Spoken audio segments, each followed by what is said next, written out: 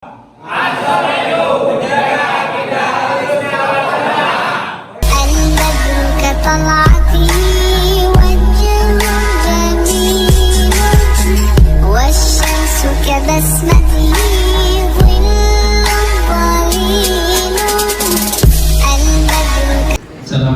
warahmatullahi wabarakatuh. Bismillahirrahmanirrahim. Alhamdulillahirabbil alamin. Wassalatu wassalamu ala asyrofil anbiya'i wal mursalin sayyidina Muhammadin wa ala alihi wa sahbihi ajma'in. La haula wala quwwata illa billahi wa ba'du. Para alim, para ulama, para guru ngaji, pengasih tokoh masyarakat, ketua takmir Baitul Amin, remaja masjid, para jamaah sholat tarawih, dan juga sahabat-sahabat Ansor, Banser, Rijalul Ansor semuanya yang saya hormati. Syukur alhamdulillahirabbil alamin, malam ini kita ditakdir oleh Allah Subhanahu wa taala bisa melaksanakan sholat berjamaah, baik itu sholat isya dan dilanjutkan dengan sholat tarawih. Semoga kumpulnya kita semua selalu dijadikan amal ibadah yang diterima oleh Allah Subhanahu wa taala. Shalawat serta salam semoga selalu terlibat curahkan kepada baginda kita Nabi besar Muhammad sallallahu alaihi wasallam. Para jamaah sekalian, konsep ini insya Allah saya dengan Ustaz Ahmad tidak lama, insya Allah 15 menit. Saya 5 menit, Ustaz Ahmad 10 menit. Biasanya saya nyampaikan 7 menit, tidak boleh lebih. Ini satu-satunya kegiatan kiai yang diatur oleh bawahannya. Ini sudah ansor atau kiai, jadi dibatasi. Para jamaah, kita perlu tulis saja jadi di pohon. Aneka di coba campur. Kau udah lama dulu nabi itu. Para jamaah sampai muncul, Cenggolnya perlu menyampaikan menggarisbawahi apa yang disampaikan oleh Al-Ustaz Al-Hisim tadi. Yang benar bahwa Ansor melaksanakan safari Ramadan ini merupakan hal yang pertama kali. Tahun ini merupakan tahun yang pertama kita melaksanakan safari Ramadan. Kenapa? Karena sebelum-sebelumnya kita biasanya diajak oleh ayah kita, diajak oleh MBC untuk safari Ramadan. Nah sekarang tidak diajak, tidur kita sudah, berarti dianggap mandiri. Berarti kita melaksanakan safari Ramadan sendiri. Para jamaah, saya akan menyampaikan beberapa hal tentang keansoran. Yang pertama perlu saya ceritakan bahwa kenapa Ansor saat ini melakukan safari Ramadan. Karena seperti yang saya sampaikan tadi, saya tidak sampai yakin bahwa Ansor itu harus lebih tahu lagi, lebih mengenal lagi terhadap masyarakat sekitar, yang mana khususnya di Kecamatan Kalipuro itu mayoritas warganya adalah warga Nahdlatul Ulama atau Nahdliyin. Kita harus turun. Insya Allah ini merupakan malam terakhir di 10 malam pertama semestinya, dan insya Allah tanggal 17 Ramadan itu yang terakhir di Kalipuro. Para jamaah, kami bersama-sama dengan sahabat-sahabat Gerakan Pemuda Ansor itu sangat merasa bahagia, sangat merasa bangga berada di barisan Nahdlatul Ulama. Kenapa? Karena satu-satunya organisasi yang sangat keilmuannya, yang sangat keorganisasian, dan itu diakui oleh para ahli ulama, yaitu NU. Kita ini Ansor.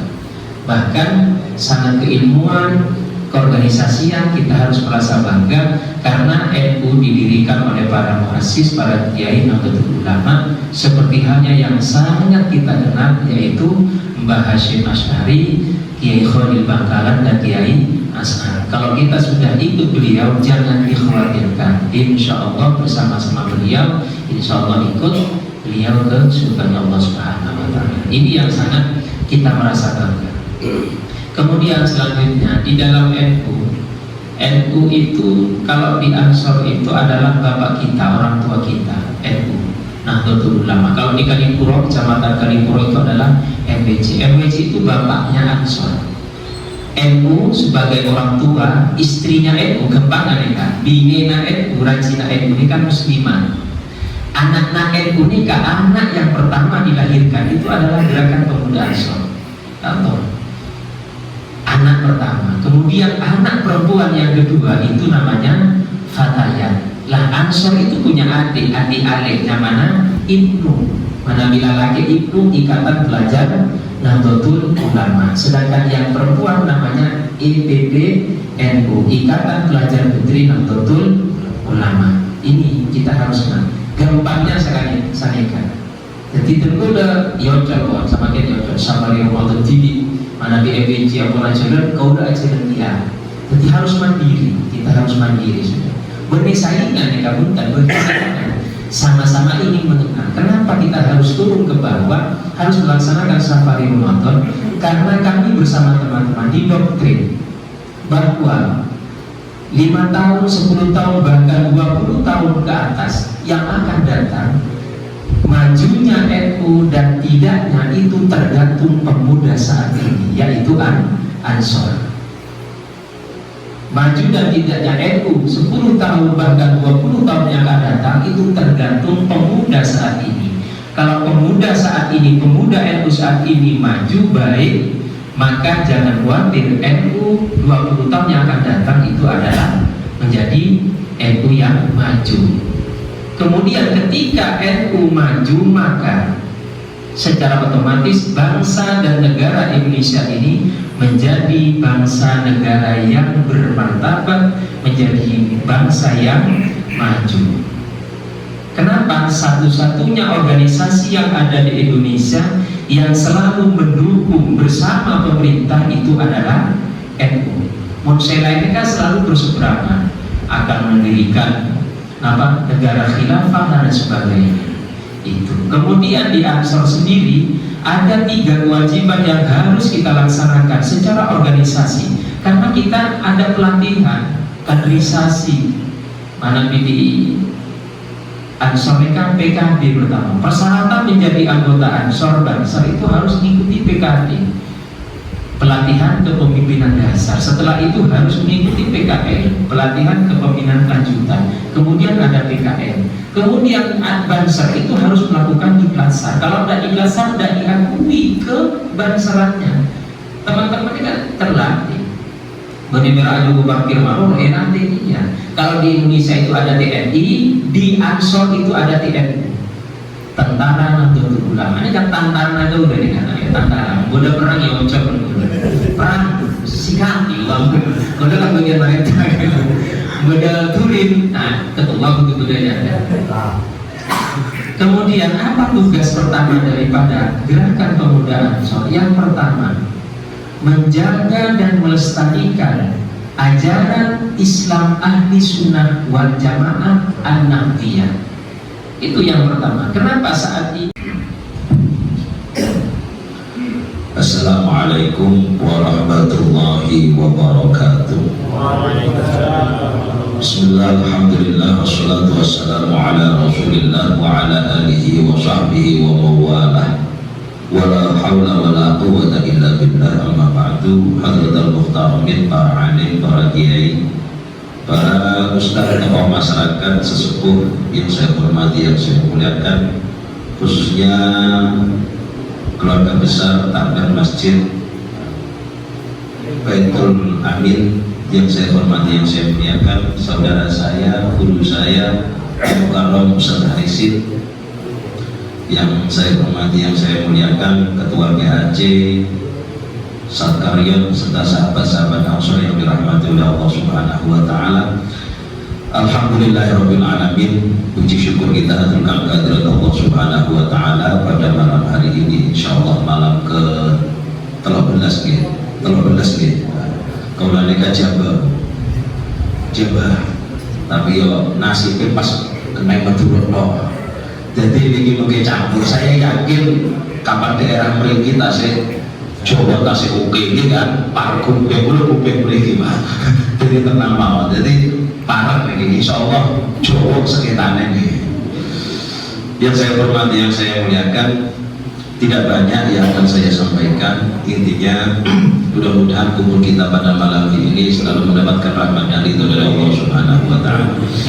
Para hadirin, bapak-bapak, ibu-ibu jamaah yang dirahmati oleh Allah, tidak banyak yang kulo sampaikan, hanya tadi menyambung dari apa yang dikatakan ketua saja. Kenapa kok Ansor ini mengadakan safari Ramadan? Mohon maaf, karena satu, Pak, tugas kita yaitu adalah untuk menjaga akidah Ahlus Sunnah wal Jamaah An-Nahdiyah. Menggoda sing tanya, kok Ahlus Sunnah wal Jamaah menggoda An-Nahdiyahnya? Mohon maaf, karena banyak Ahlus Sunnah wal Jamaah itu tidak hanya NU saja. Mohon maaf, seperti Muhammadiyah itu sampai jangan ngomong karena tarawehnya hanya 8 terus itu udah Ahlus Sunnah wal Jamaah, salah. Jadi Ahlus Sunnah wal Jamaah itu Muhammadiyah itu termasuk, hanya perbedaannya masalah furu'iyah, masalah sunnah itu ada tarawehnya 8, kita pakai yang 20, seperti itu aja. Jadi tidak ada yang benar yang mana tak? Ya si 8 ya benar, si 20 ya benar, si salah ya hasil terawih lah kan? Jadi memang kalau makanya kan kita ini tergantung terpaut dengan masalah permasalahan itu sunnah bid'ah. Kan teman-teman kita sebelah itu kan biasanya yasinan bid'ah, tahlilan bid'ah, habis bangun rumah selamatan bid'ah, semua bid'ah. Pokoknya tidak ada zamannya Kanjeng Nabi, tidak ada di dalam Al-Quran, tidak ada dalam hadis, berarti bid'ah. Kalau sudah bid'ah pasti melbu neraka enak. Lah gitu. Padahal kajiannya sebenarnya yang dinamakan sunnah itu apa sih? Yang dinamakan sunnah yaitu adalah at-tariqatu al-mardiyatu al-maslukatu salakahan Nabi sallallahu alaihi wasallam mimman yang dinamakan sunnah yaitu adalah kelakuan aktivitas yang menyenangkan, sebuah aktivitas ibadah, kegiatan ibadah al-mardiyatu yang menyenangkan. Semua ibadah itu harusnya menyenangkan, Pak. Mengulang kalian panjenengan, kok ibadah gak senang, berarti ada masalah dalam diri kita. Kita Ramadan tarawih, kok gak datang, gak senang, malas aku tarawih, berarti ada masalah. Semua ibadah yang disyariatkan oleh Kanjeng Nabi semuanya itu pasti menyenangkan. At-tariqatu al-mardiyatu al-maslukatu salakahan Nabi sallallahu alaihi wasallam. Yang dinamakan sunnah yaitu adalah sebuah aktivitas ibadah yang menyenangkan yang dilakukan oleh Kanjeng Nabi Muhammad sallallahu alaihi wasallam dan orang-orang yang setelahnya Kanjeng Nabi, para sahabat, para tabi'in. Merkola mau bertanya ke jenengan, Kanjeng Nabi neka tarawih berapa rakaat?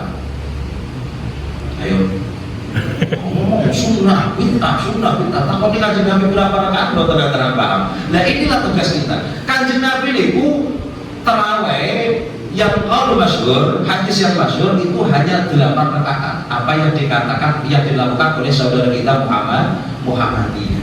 Tapi memang 8 rakaat, tetapi zamannya Kanjeng Nabi makmume jamaahnya Abu Bakar, Utsman, Ali dan para sahabat 8 rakaat tapi sampai jam 3-an.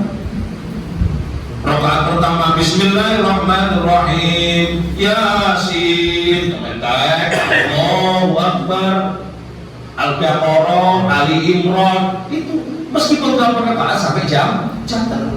Akhirnya setelah turun kepada para sahabat Abu Bakar, Utsman, semakin banyak orang Islam, sahabatnya mulai rada lemes-lemes, Pak. Akhirnya apa? Untuk menyiasati rakaatnya ditambahi, suratnya rada dipendek no. Akhirnya ya tetap jam 3 rakaatnya tambah. Dan kita lo gawe enake akhirnya rakaat 23 tapi kulbu biain war tidak masalah.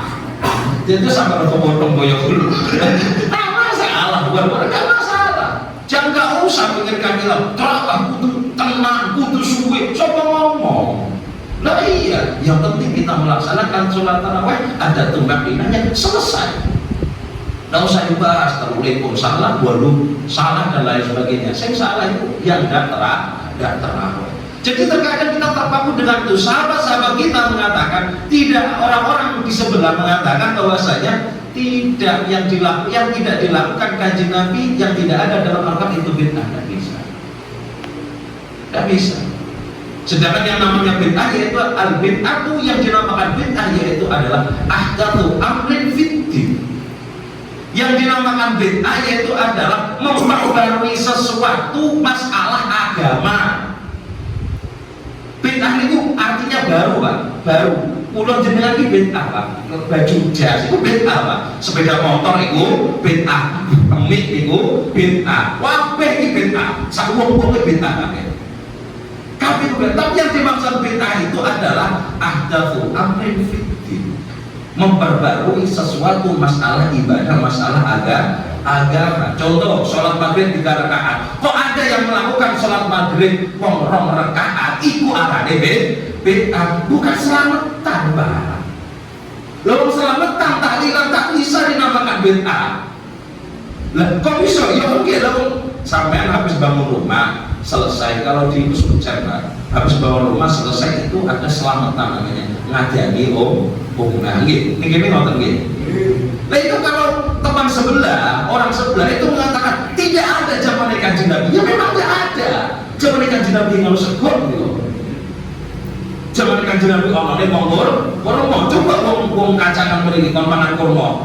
Yo ndedeg wetenge. Lah nggih. Makanya ayo.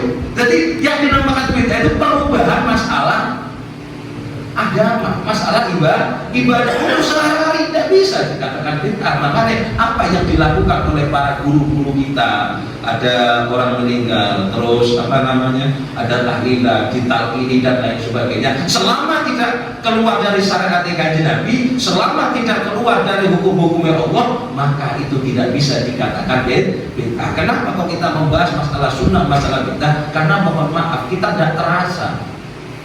Kita dimasuki golongan-golongan yang seperti itu, kita sudah tidak terasa. Di rumah, di pesantren itu sudah ada.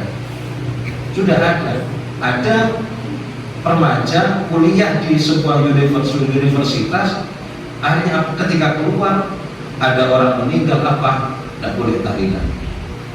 Selamatan, tidak boleh selamatan. Zaman Kanjeng Nabi tidak ada. Kalau kita tidak berjuang mulai sekarang, pemuda-pemuda kita ini tidak diarahkan ke Ansor, katakan seperti itu, mohon maaf, mungkin sekarang jenengan ketika wafat di tahlili dia sini, mungkin 10 tahun, 20 tahun lagi, mungkin ini tidak akan hilang. Kenapa? Karena NU sekarang itu habis ini selesai, sudah sepuh-sepuh, yang menggantikan yaitu adalah gerakan pemudaan Ansor. Maka dari itu kami dari PAC Ansor Kali Kecamatan Kalipuro mengharapkan monggo teman-teman pemuda, konco-konco nom-noman, ayo bergabung kepada kita. Untuk apa? Untuk menjaga akidah kita supaya tidak gampang dimasuki oleh orang-orang yang tidak bertanggung jawab, orang-orang yang selalu mengkafir-kafirkan sesama orang muslim. Mudah-mudahan kita semua selalu diselamatkan oleh Allah Subhanahu wa taala. Mudah-mudahan kita semua selalu diberikan kesehatan serta umur yang panjang oleh Allah Subhanahu wa taala. Amin. Sudah 13 hari Ramadan, mudah-mudahan umur kita sampai selesai bulan suci Ramadan dan kita termasuk orang-orang yang diampuni dosa-dosa kita oleh Allah Subhanahu wa taala. Amin amin ya rabbal alamin. Dari saya cukup sekian, mohon maaf yang sebesar-besarnya. Allahumma waffiqna wa bittarik. Assalamualaikum warahmatullahi wabarakatuh. 3